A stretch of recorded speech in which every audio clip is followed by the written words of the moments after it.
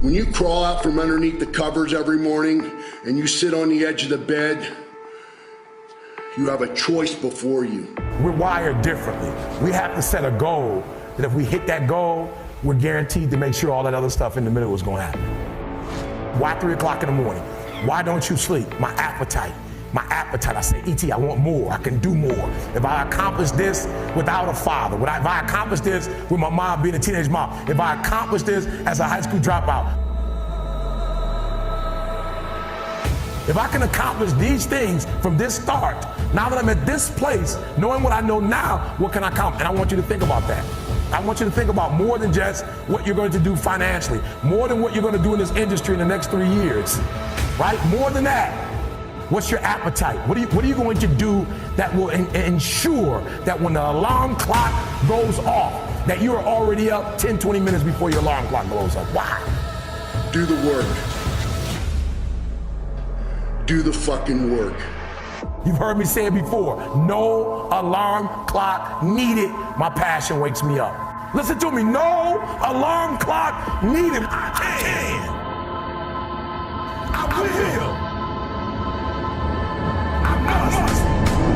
Sometimes the only way to go about doing the work is get fucking raw and get fucking intense.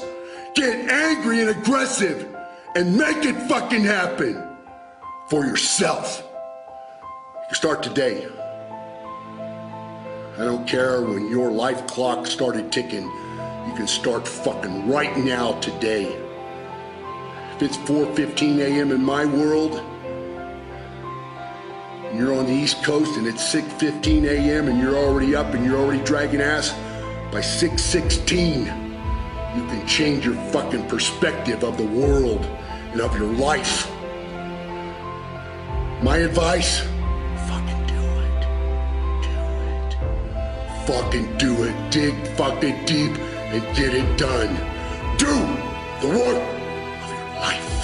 No alarm. I haven't used an alarm clock in over 20 years. What is it? Internally, Eric, I want to be successful. I want to execute. I want to make all my dreams become a reality. I want to do everything I said I'm going to do. So my appetite increases. It gets stronger every year. I want more every year. I want to do more every year. I want to help more every year. I want to be bolder. I want to be better. I want to be stronger every single year. Every single year, your appetite should go up. You should never get settled. You should never get settled. You should never get content. Every single year. When you get content, when you settle, somebody's chasing you, somebody's coming from behind, and somebody's trying to take your spot. And so every single day when you wake up, you gotta set new goals, new benchmarks. You gotta raise it higher and higher and higher so you can make your dreams become a reality. A true hunter, watch me. A true hunter is wired differently. He's wired differently. Doesn't have the same makeup. Listen to me, what makes a gazelle is how he's wired. What makes a lion a lion? Okay, let me explain to you. When a lion sees a gazelle and the gazelle sees the lion, both beasts see each other at the exact same time. When the gazelle sees the lion because of how he's wired, he automatically, fear takes over. When the lion sees the gazelle, he lights up. It's showtime. The hunt is on. This is what I was made for. Do the work. Do the fucking work. The question isn't, can you handle the situation? The question is, can you handle your mind? Can you manage the thoughts and the emotions that are trying to poison your progress? Forget managing the situation. Manage your mind.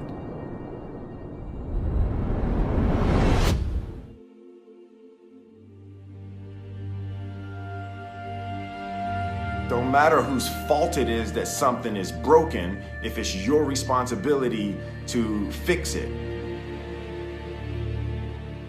It's not somebody's fault if their father was an abusive alcoholic, but it's for damn sure their responsibility to figure out how they're going to deal with those traumas and try to make a life out of it.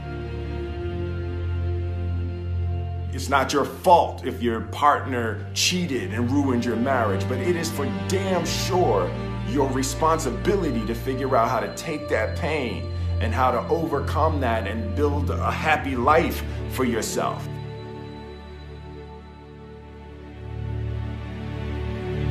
Fault and responsibility do not go together. It sucks, but they don't. When something is somebody's fault, we want them to suffer. We want them punished. We want them to pay.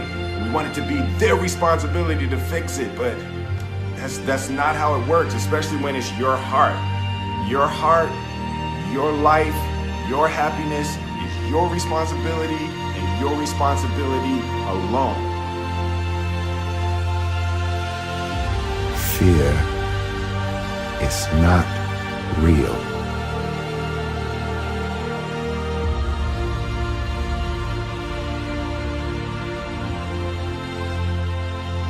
The only place that fear can exist is in our thoughts of the future. It is a product of our imagination, causing us to fear things that do not at present and may not ever exist.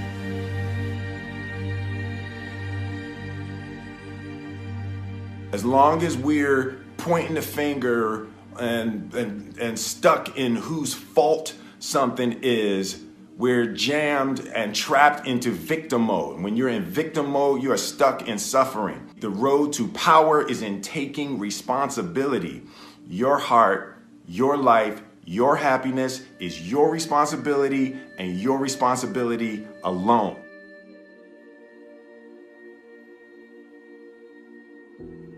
And I said that you have something special.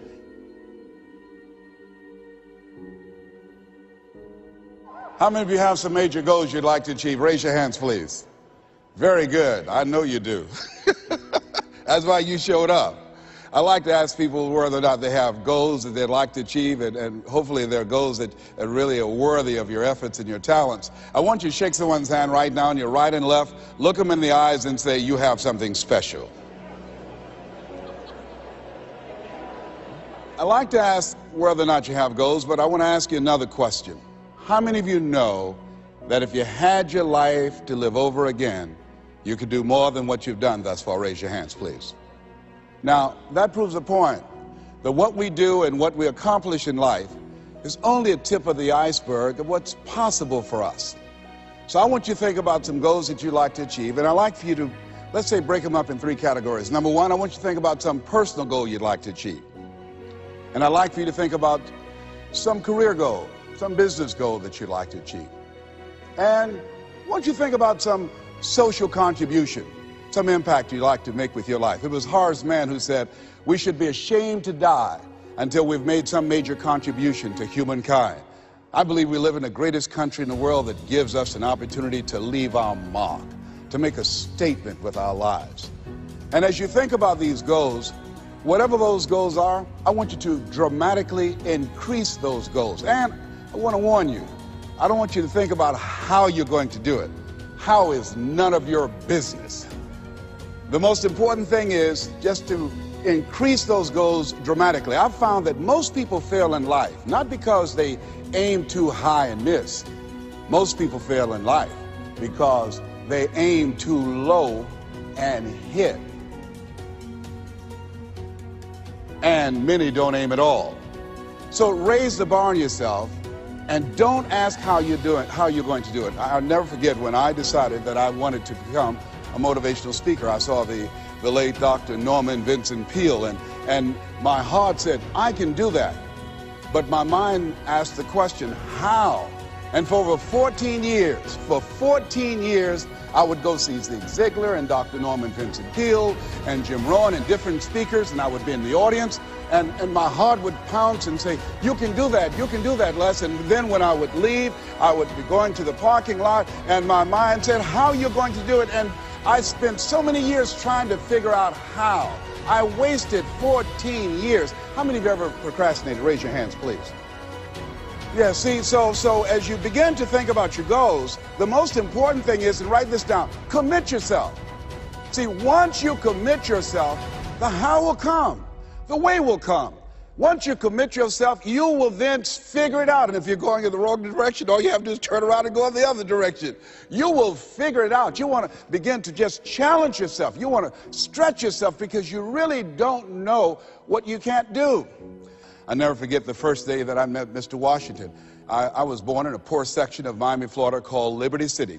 I was born in an abandoned building on a floor with a twin brother. And when we were 6 weeks of age, we were adopted. And when I was in the 5th grade, I was identified as EMR, labeled educable, mentally retarded, put back from the 5th grade into the 4th grade. And I failed again when I was in the 8th grade. I don't have any college education, but because of my mother, and I feel like Abraham Lincoln, who said, all that I am and all that I ever hope to be, I owe to my mother.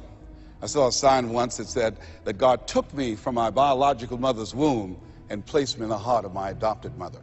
So my first major goal was to buy my mother a home, to take care of my mother. And I did that, took care of her until she passed at 88.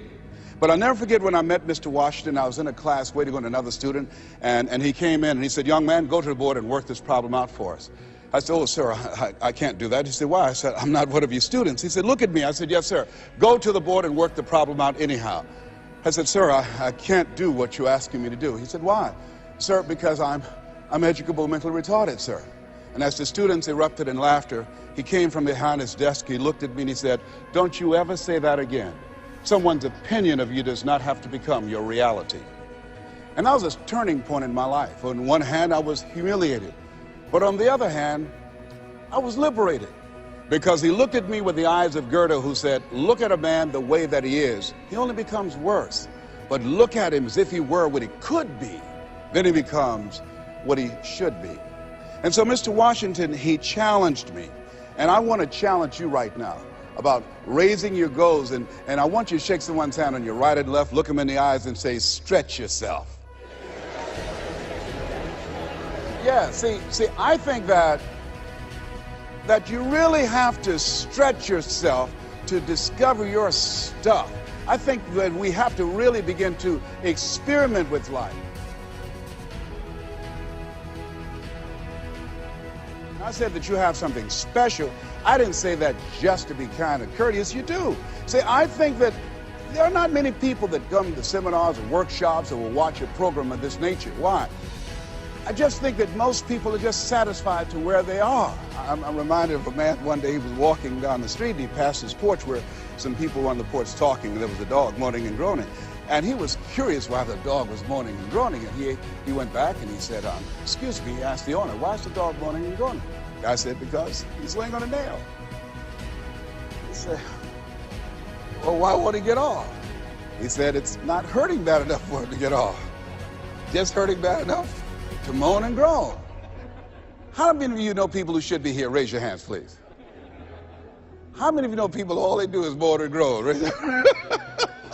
Moan and groan. I'm not making enough money. Moan and groan. I'm unhappy with my job. 87% of people go to jobs that they hate. And in addition to that, you know, as we know that we have the dubious distinction in this country that on Monday morning, the heart attack rate increases over 35%. On Monday morning between 6 o'clock and 9, people going to jobs that they hate. The heart said, didn't I tell you I didn't want to go? And attack them. Some of you don't want to go to work next Monday.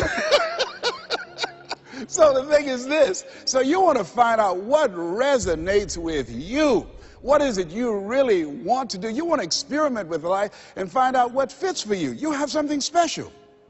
You have greatness within you. You have the ability to do more than you can ever begin to imagine. See, I believe that anybody through observation and practice can perform at the level of excellence.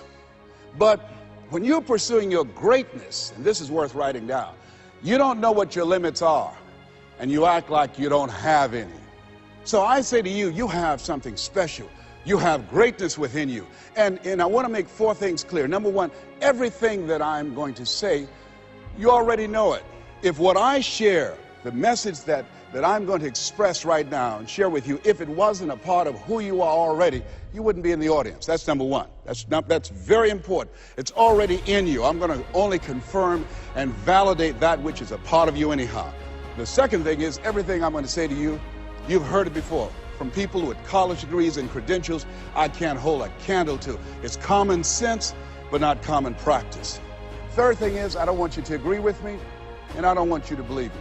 I just want you to be open to some things right now. I want you to think beyond that which is commonly allowed. And I'm going to tell you what I'm up to. I want you to think about your goals, and I want to tell you what I'm going to do right now. My whole goal is to get past your mind. That's my whole challenge, and there's nothing you can do about it. I'm going to do that. See, your assignment was to show up. My assignment is to get past your mind and get into your heart. I want you to think about the goals that you want to achieve, and I really want to challenge you to make up your mind that you're going to make that happen for yourself. And I hope that it's some goal that really resonates with who you are. When I was a little boy, my goal was to just buy groceries for our family. My mother worked on Miami Beach. She was a domestic worker. And my goal was to really be able to go to the grocery store and purchase groceries ourselves. The families knew that my mother had adopted 7 children. And so they said, Mamie, whatever food is left over after we eat, you can take that home to the children. They were very kind, very, very considerate people. My mother, who when she worked on Miami Beach, the people were very kind. I was appreciative of their generosity. But as a little boy, I said, Mama, one day, when I become a big boy, I'm going to be able to buy groceries for us. My goal as a little boy was to buy clothes for my brothers and sisters. We wore the hand-me-down clothes of the children that Mama babysat for when she went over in Miami Beach. And if the clothes were too small, she would let them out. And if they were too large, Mama could sew and take them up. And I'll never forget David Sidursky. His father was very wealthy. Mama worked for him, but David was my buddy. And so his father gave him 2 gifts for his birthday. Gave him a brand new boat, but he also gave him some motivational tapes. Earl Nightingale, I'll never forget. So he said, David, man, let me tell you something. When I die, you're going to get everything. I want you to listen to these tapes. And when his father left the room, David threw those tapes in the wastebasket. I said, David, can I have those tapes? He said, yes. I said, man, your father said, if you listen to these, you can get more and do more than what he's done. He said, hey, look, I'm going to get everything anyhow. Go ahead and take them. I told my children, I'm not leaving them anything. You know, if I had a quarter and thought I was going to die, I'll swallow it.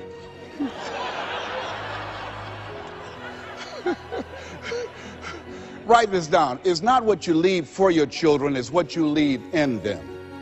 Not what you leave for them, what you leave in them. No, absolutely not. I'll tell you something else happened. I'll never forget. Mama came home one day and said, Leslie, David sent you a new pair of shoes his father got for him. I said, oh, Mama, thank you so much. I can't wear David's shoes. I said, why? Well, you tell my buddy that, you know, I wear size 9.5. He wears size 9. She said, boy, shut up, sit down, and put those shoes on. She said, Marianne, go get some Vaseline. And she came in there, and my sister started rubbing the Vaseline on my feet. And she said, run some water in the bathtub. And she's now go in there and put your feet in those shoes and don't mash the heel down.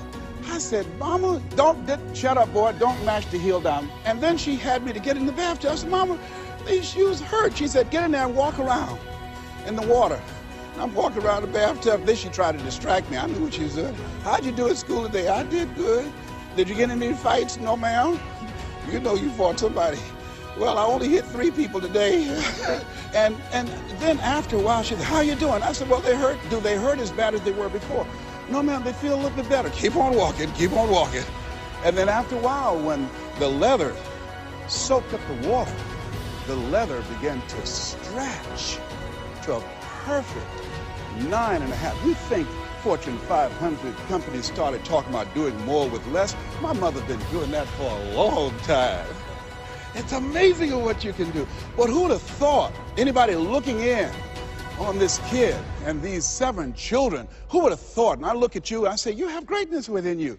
You have the ability to do more than you can ever begin to imagine. No one could have convinced me that I would be doing what I'm doing right now. You know, the easiest thing I do every year go into a sales organization and dramatically increase their sales, or go into a prison and enable prisoners to see themselves differently and teach them the methods and techniques of how to plug into the system, or motivate young people to begin to see how they can have a vision of themselves in the future and fit. That's the easiest thing I do, or train a speaker to help them to leverage their experience as a speaker and say, look, speaking is a projection of who you are, not who you think you ought to be, and come with power from a platform. That's the easiest thing I've ever done. Let me share with you the most difficult thing I've ever done. The most difficult thing I've ever done was to believe that I can do what I'm now doing. No one could have convinced me, just given my circumstances. I earn millions of dollars every year. No one could have convinced me. If both my parents came up here right now, I would not know either one. No one could have convinced me, being labeled educable, mental retarded, born in an abandoned building on the floor in Liberty City, poor section of Miami, Florida, failing twice in school, no college training, never worked for a major corporation. I did not know I can do what I'm doing right now. Never forget Mike Williams, my mentor. I think a lot of people fail in life because of the fact that they need some mentoring, they need some coaching. Repeat out to me, please. You need some coaching. Yeah, see, you can't see the picture when you're in the frame. I remember Mike saying, Les, you can do this. Mike, how, man? Wait a minute, Mike. How much am I going to be able to charge, Mike? Les, you could start out at $1,000 an hour. Mike, I don't make that working for 2 weeks. Come on, Mike. Mike, man, I appreciate your belief in me, Mike. Look, Mike, I work for the Miami Sanitation Department, man. I've been a garbage collector. I've done door-to-door sales. That was great, and I'm here as a disc jockey. That's good, Mike, but Mike, I don't think I can do that. Les, you can.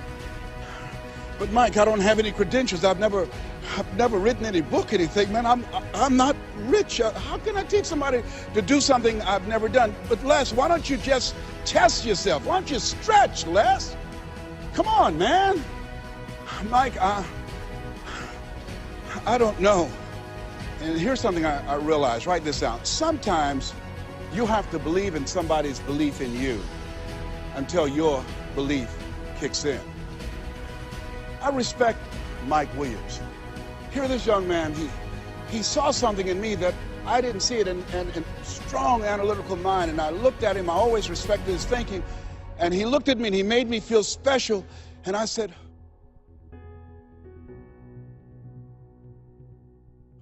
okay, Mike. And I just kept holding on to what Mike said to me. I just kept holding on to what Mr. Washington said to me. I kept holding on to my mother saying, you're special, Leslie, when they said you're educable, mentally retarded. Mama didn't know what that meant. She only had a 3rd grade education. So she said, he'll be all right, honey. A hard head make a soft behind. He'll be fine. But she said, you're special, baby. You are special. And they kept saying that over and over again. Faith comes by hearing and hearing and hearing. And so here's what I want you to do. Let us say together, as you think about your goals and your dream, let us say together, it's possible. Together, please. It's possible. Say it like you mean it.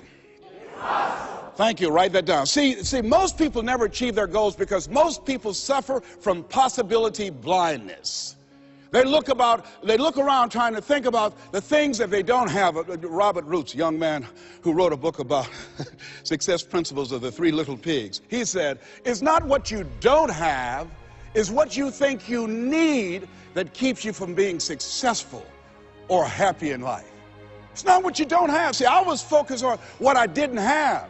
Don't have a college degree, don't have any credentials, never worked for a major corporation. I was focused on the negative things. It said, negative things are the things that you see when you're not focused on your goal. What do you come with?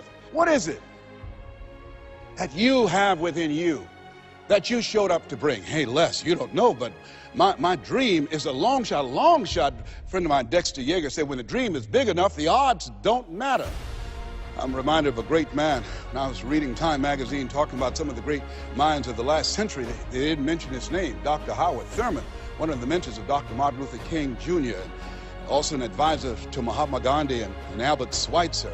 And he said, The ideal situation for a man or woman to die is to have family members standing around their bed praying with them as they cross over.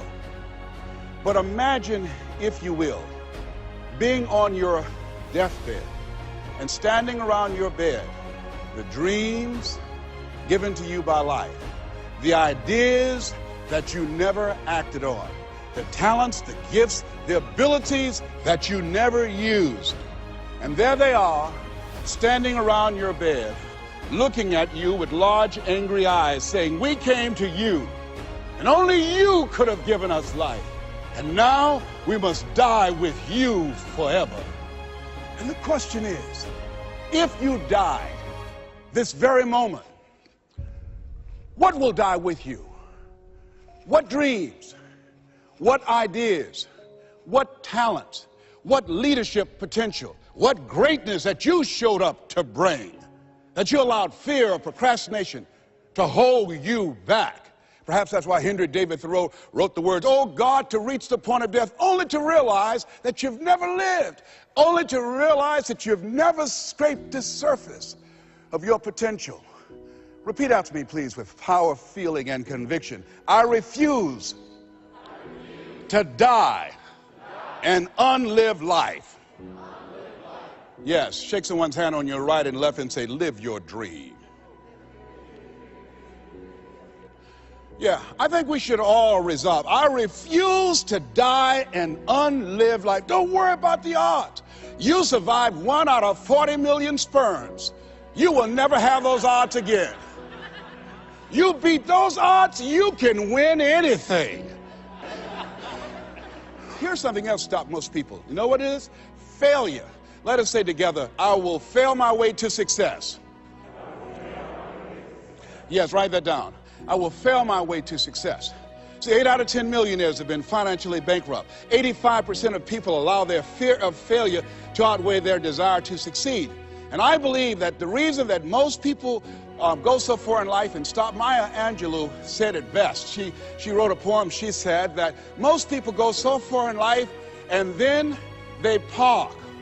They pull off the highway of life, especially when they get some hits, especially when they've been rejected, especially if they have an illness, especially if they lose something.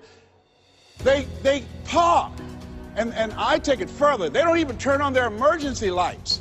It's not because that they are broken down. They don't want anybody to stop and say, "Hey, look here, I've got some jumping cables in my trunk. You need a jump? Hey, look here, there's a service station ahead about 3 or 4 miles. I have a can. I can take you up there and get some gasoline." Oh, no, I'm just fine. I had a talk show once, and highest rated, fastest canceled talk show in the history of television. Well, at least I had one. And I was excited. You know, when the time I came into television years ago, television was based upon conflict and controversy. So I said, I want a solution-oriented talk show. First concept of that kind. High ratings. And the syndicators say, "You just got lucky. Come on, let's do these other type of shows. You can be a Jerry Springer." Oh, no, that's not why I came here. No, I believe that we live in the greatest country world where we should hold ourselves to certain standards. I'm not going to come here and sell out on who I am. I'm not going to compromise. I'm not going to lower my standards for you. No, that's not why I showed up. And so they fired me. Security walked him out. I said, I can walk by myself. But let me tell you what happened. I took a hit and I parked. It wasn't that I didn't have the ability to do more. My concept was good. But what happened when I took the hit, when they canceled the show, I canceled myself. When they said the show is going to be taken off television, it won't work, I told myself, Les, you can't succeed in television. And I parked. You know what I did? I went back to my comfort zone. As a motivational speaker, at least I'm doing better than most people. That's nothing to compare yourself to worse that other people are doing and then make yourself feel better. No, I parked. I didn't have my emergency lights on. I didn't want to show up on the radar. I parked. You know how long I parked? I parked for 10 years. Do you hear me? Now, unlike Regis Philbin, when his shows were canceled, he kept going, he kept going, he kept going, and he got other shows. I bet you somebody gave him a push. Somebody said, "Hey, you need a lift." I didn't even make that an option for me. I got off the highway, I went back to my comfort zone, and I parked. The show failed, and I identified myself as a failure. And guess something happened. One day, just flipping the channels, looking at PBS, and saw Wayne Dyer, my friend Wayne Dyer. And boy, I said, wait, we're both in our 60s. Wayne is still doing it. Wow, the little hair he has, it's gray, he's still there. I said, hey, I've got some more stuff in me. I've got another PBS special in me. I've got some other ideas. You know, Oprah and Phil, they're doing my stuff. Maybe I need to come back out here. And I went back and started calling PBS and different people. They said, Les, what happened to you? I said, well, I didn't know whether or not anybody would be interested in me because the show was canceled. No, you had some good ideas. And when they said, yeah, we'd love to do a show with you, I said, you would? They said, yes. And when I went into the studio and people that worked with 10 years ago, they were still there. And I said, you guys, you know, do you guys still have it? They said, we have it. Do you have it? I said, I think so. And I did the show, and I wasn't as good as I was 10 years ago because I was off the highway. I'd gotten off the highway of life. I'd been parked for so long. It's taking me some time to get my strength back, to find my power, to get my confidence back. But at least I'm back out there in the game, determined to dry empty.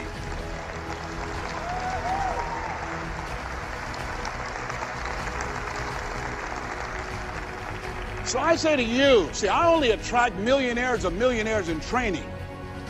Just gonna get that in a minute. You have something special. You have greatness within you.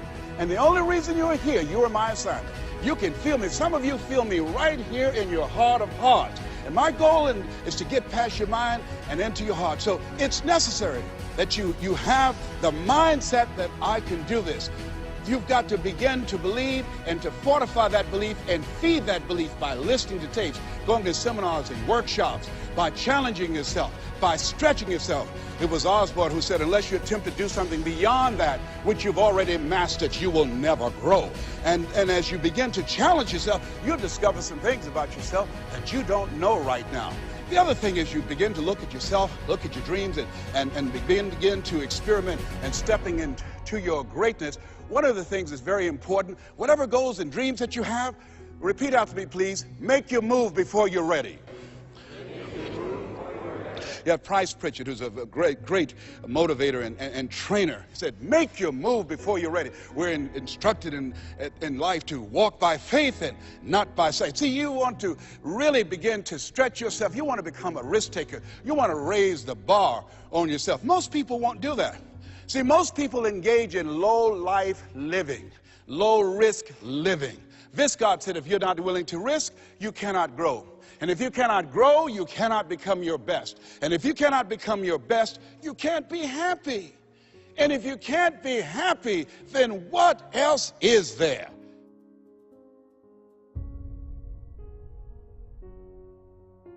I like what Helen Keller said. Life is short and unpredictable. Eat the dessert first. And so you want to begin to take some chances. You want to begin to challenge yourself and make it okay to fail and learn from your failures. Don't allow fear of failure and the allure, the attractiveness of playing it safe in life to draw you in. You can't get out of life alive. You got to die to leave here. Other thing is you look at yourself, look at your dreams, detoxify your life. Write that down. See, I think that most people never achieve their true goals in life because they're surrounded with too many toxic, negative, energy-draining people. You've got to look at the people in your life and ask yourself the question, what is this relationship doing to me? How is it impacting my life? Am I a better person? Sidney Poitier wrote a book called The Measure of a Man. And it's powerful, but I encourage you to get the tapes. I love his voice, and he said something in there. He said, when you go for a walk with someone, something happens unconsciously. It's not spoken. Either you adjust to their pace, or they adjust to your pace. Whose pace have you adjusted to? See, you want to surround yourself. My daughter, Ona Brown, who's a speaker and coach, she says, call forth your team. But make sure these are people that you can learn from. I'll never forget, I'm on a special board with a Bishop T.D. Jakes, and we went into a board meeting. He looked at everybody before opening the meeting. He said, as soon as I know as much as you do, you're fired. And with that, the meeting is now open. Everybody continued to learn on that board. Trust me on that. A friend of mine, Dennis Kimbrough, motivational speaker out of Atlanta, he said, if you're the smartest one in your group, you need to get a new group. So as you look at yourself and look into the future, call forth your team. George Fraser says your network determines your net worth. Who do you allow to be in your ear? What kind of relationships are you developing? Are they an asset to you, or they are a liability? Do they elevate your spirits, or do they tear you down? I think of two types of people: nourishing people and toxic people. Nourishing people, they bring the best out of you. They encourage you, they inspire you, they hold you accountable. Toxic people, they are critical people, always telling you what you can't do. They're always measuring your possibilities based upon their failures. My mother said, never let anybody tell you what you can't do, son, especially if they haven't done it. They don't know what's possible for you. So as you begin to look at yourself, begin to identify the relationships that you communicate with most and say, hey, is this relationship helpful to me? And then think about some people that you need to bring into your life that you can learn from, that you can grow from. I joined the National Speakers Association when I decided that I wanted to speak. I wanted to be around the people that were doing what I wanted to do. I'll never forget when I saw Dr. Norman Vincent Peale. He said, you have something special. You have greatness within you. And you can do more than you can ever begin to imagine. And here I am. And the audience said, oh my goodness. I'd read The Power of Positive Thinking 17 times. My hero. And I saw him backstage, and I said, Dr. Peale, hi, my name is Les Brown. I've listened to your tapes and I've read your books. They gave them to us in special education, sir. And one day I would love to be on stage with you. And he looked at me and said, it's possible, young man. It's possible. But this man, when he spoke, he gave me goose pimples. Deep baritone voice, spoke from his diaphragm. You have something special. You have greatness within you. He override the inner conversations in my mind. I'll never forget a gentleman, what a brilliant man, a Harvard graduate, Dr. Carter G. Woodson. He said, if you can determine what a man shall think, you never have to concern yourself with what he will do. If you can make a man feel inferior, you never have to compel him to seek an inferior status, for he will seek it himself. And if you can make a man feel justly an outcast, never have to order him to go to the back door. He'll go without being told. And if there's no door, his very nature will demand one. See, we live in a world where we're told more about our limitations rather than our potential. How many of you have been told that you couldn't do something? Raise your hands, please. You know, MIT did a study that if I say to you, you can't do that, that 16 people have to come along and say, you can do that, you can do that, you can do that, to neutralize that, and the 17th statement that you hear, you can do it, will be the one that will finally stick. So you have to watch who's speaking into you. You've got to begin to monitor your mind, and you've got to begin to literally be proactive in programming yourself to success. Be ye not conformed to this world. Be ye transformed by the renewing of your mind. You've got to take responsibility to make that happen. And as you begin to do that, you'll begin to see some incredible changes in your life. I understand now when Earl Nightingale said, all of us are self-made, but only the successful will admit it. As you begin to look at your dreams and look at your goals, write this down. Make know you're a vitamin. See, most people stop short of their dreams and park and get off the highway of life because of the rejections of life. You will always be a rejecter. It's no big deal. Jack Canfield said rejection is a myth. It's not like when somebody says no and then they slap you. No, it's just, you know, to me, make know you're a vitamin. Get excited about the no. Why? Because every time someone says no, that brings you another step to a yes. You're getting closer. Trust me, you will win if you don't quit. You will win if you don't quit. Even a broke clock is right twice a day. The other thing is, as you look at yourself and look at your goals and look at your dreams, assess yourself. What are your strengths? What are your weaknesses? What do you bring to the table? When I looked at becoming a motivational speaker, I looked at all the speakers and I noticed that they were pretty much scripted. So I said, what is it that can make me stand out? I don't have any college education. I don't have any credentials. I never worked for a major corporation. What is it I can do to offset my weaknesses? And then something said, well, Les, and this is very important, Mr. Washington, Mr. Brown, yes, sir, what do you want to do with your life? I want to become successful. Good. He said, you must be willing to do the things today others won't do in order to have the things tomorrow others won't have. That's why you said you have something special. See, very few people go to seminars and workshops. They'll go to a concert, but showing up to get something that can expand their minds and help them to begin to see their lives differently, to give them a larger vision of themselves, they'll be too busy. Or they say, well, how much does it cost? Well, information costs, but it pays for itself. Here's the other thing is, ladies and gentlemen, let's say it's me. Yeah, see, it's possible you can live your dream. It's necessary that you have the mindset that I'm going to do this. But you've got to take ownership. You've got to decide, hey, I'm going to do this. You've got to take responsibility for your life. George Bernard Shaw said the people that make it in this life, they look around for the circumstances that they want, and if they can't find them, they create them. You've got to decide, it's me. You've got to say, and say this with conviction, I expect to win. Yes, I think it's important that we say that. You know, if you ask most people, do you want to become successful? They will say yes. Took my oldest son for a walk, my namesake. You know, we always expect our children to do far more than what we do. I said, Calvin, he wants his own identity. He's Leslie Calvin Brown, Jr. I stopped him, looked him in the eyes and said, do you want to be successful, son? He said, yes, sir, Dad. Very good. Let's walk, son. Walk further. Stopped him again. I said, Calvin, look me in the eyes, son. Yes, sir, Dad. Do you expect to be successful, son? And he stood there and he looked at me and his eyes got glassy. And he said, let's walk. And the reason that he said, let's walk, because my son is very bright. Of all my children, he's perhaps the smartest one.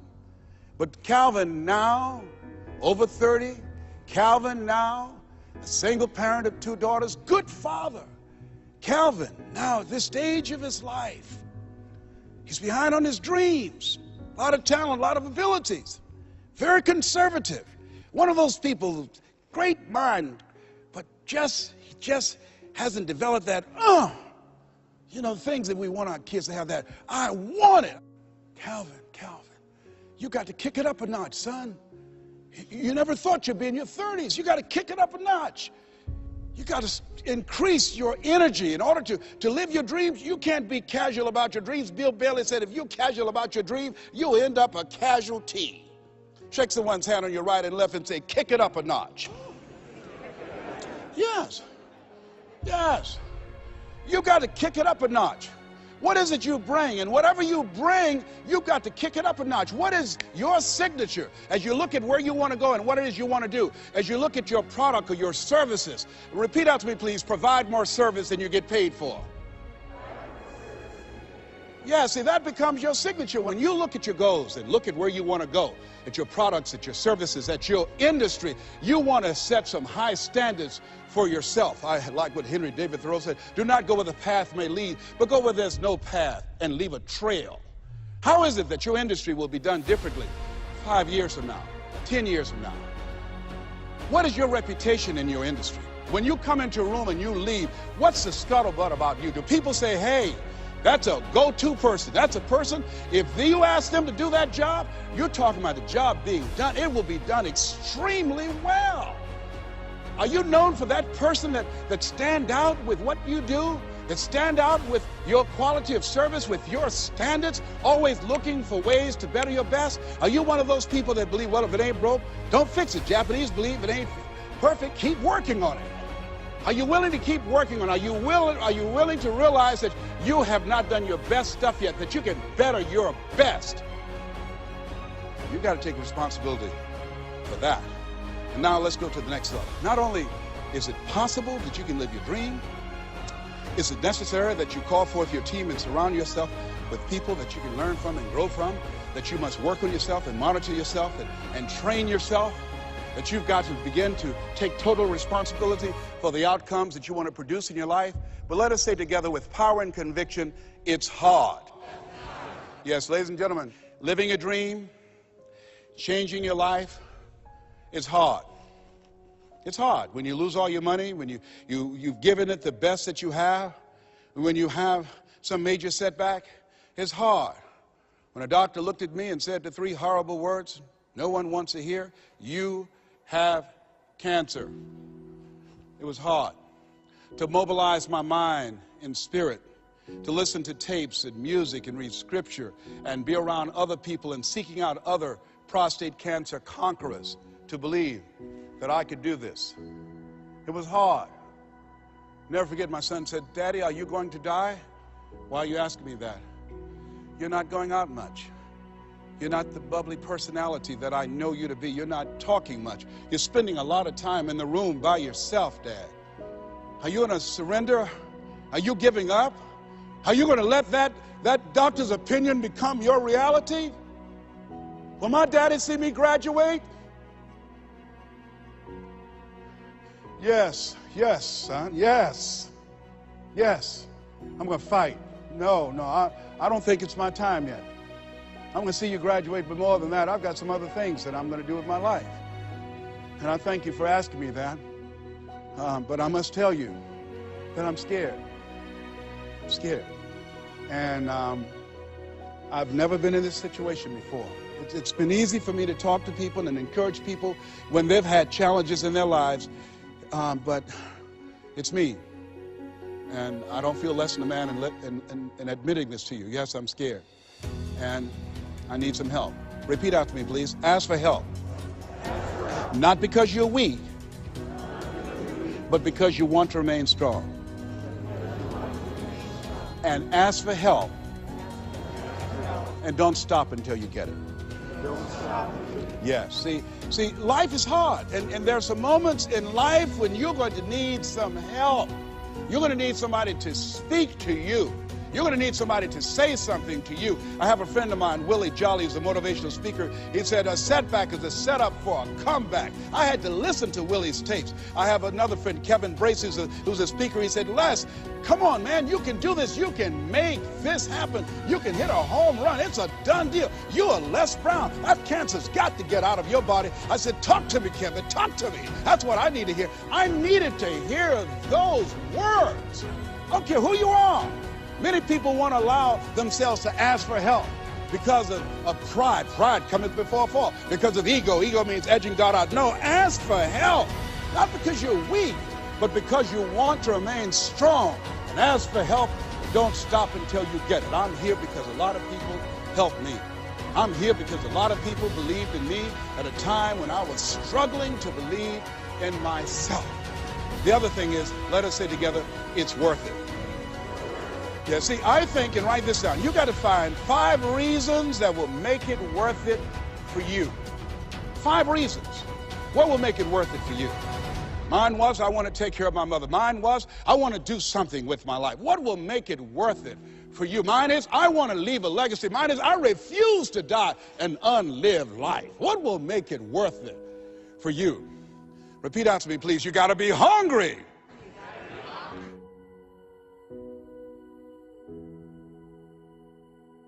Mr. Washington said, "Mr. Brown, what do you want to do with your life?" I said, "Sir, I want to become a disc jockey." "Is that right?" "Yes, sir." "Good. Mr. Brown, you got to be hungry."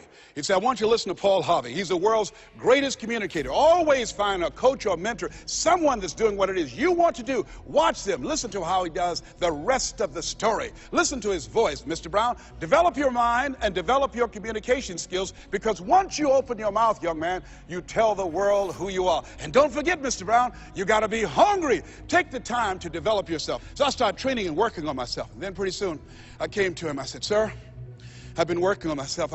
I've done the things that you told me to do. I listen to Earl Nightingale all the time and Zig, and I've been reading Dr. Norman Vincent Peale's book, and I'm ready. I practice every day 2 and 3 hours, sir. Is that right?"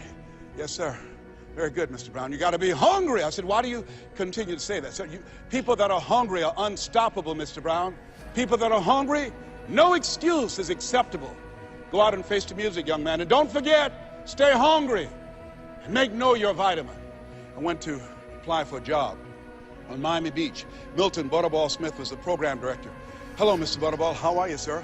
My name is Les Brown, sir. I'd like to be a disc jockey. He said, young man, you having journalism in your background? No, sir, I don't. You have any experience in broadcasting? No, sir, I don't. He said, I'm sorry, we don't have any job for you. I went back and I told Mr. Washington. I was devastated. I said, Mr. Washington. They said, no, they wouldn't even allow me to audition for them, sir. Mr. Brown, don't take it personally. I told you, know your vitamin. Most people are so negative, they have to say no 7 times before they say yes. Be unstoppable, Mr. Brown. You got to be hungry. Go back again. Yes, sir. Hello, Mr. Butterball. How are you, sir? My name is Les Brown, sir. I'd like to be a disc jockey. Young man, weren't you here yesterday? Yes, sir, I was. Didn't I tell you no yesterday? Yes, sir, you did. Then why are you back today? Well, sir, I didn't know whether or not somebody was laid off or somebody was fired, sir. Nobody was laid off or fired. Now get on out of here. I came back the next day. Hello, Mr. Butterball. How are you, sir? My name is Les Brown, sir. I like to be a disc jockey. I know what your name is. Weren't you here the last 2 days? Yes, sir, I was. Didn't I tell you no the last 2 days? Yes, sir, you did. Then why are you back today? Well, sir, I didn't know whether or not someone got sick because someone died, sir.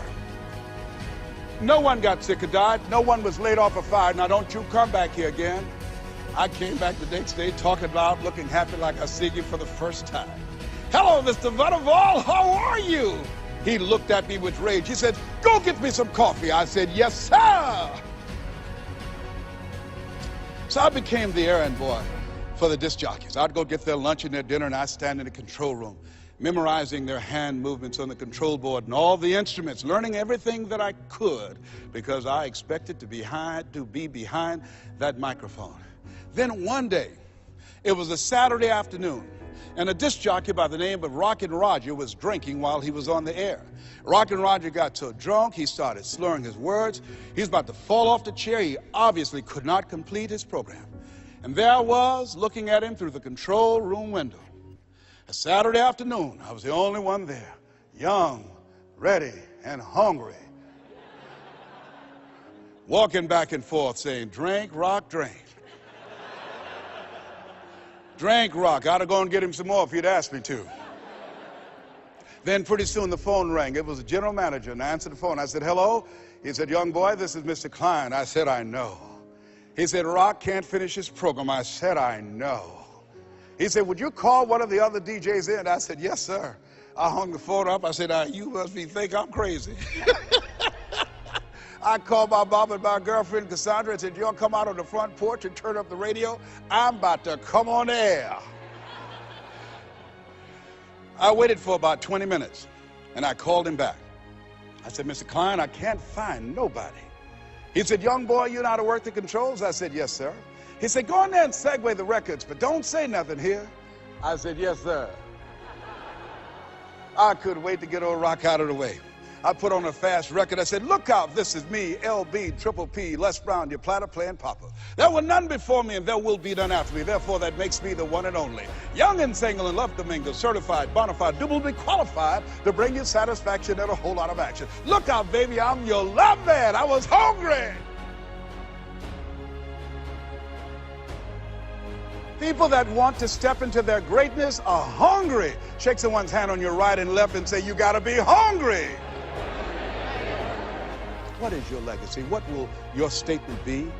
Resolve every day, read it every day. I refuse to die an unlived life. I like to leave this with you that Mama used to love to hear me say. She said, boy, say that thing for me, and I dedicate this to you, to the greatness that's within you, because it's there. And it says simply this: if you want a thing bad enough to go out and fight for it, to work day and night for it, to give up your time, your peace, and sleep for it, if all that you dream and scheme is about it, and life seems useless and worthless without it, and if you gladly sweat for it and fret for it and plan for it, and lose all your terror of the opposition for it, and if you simply go after that thing that you want with all of your capacity, strength and sagacity, faith, hope, and confidence, and stern pertinacity, if neither cold poverty, famine, should go, sickness or pain of body and brain can keep you away from the thing that you want, if dogged and grim you besiege and beset it, with the help of God, you'll get it. This has been Mrs. Mamie Brown's baby boy. God bless you and God bless America. You have greatness in you.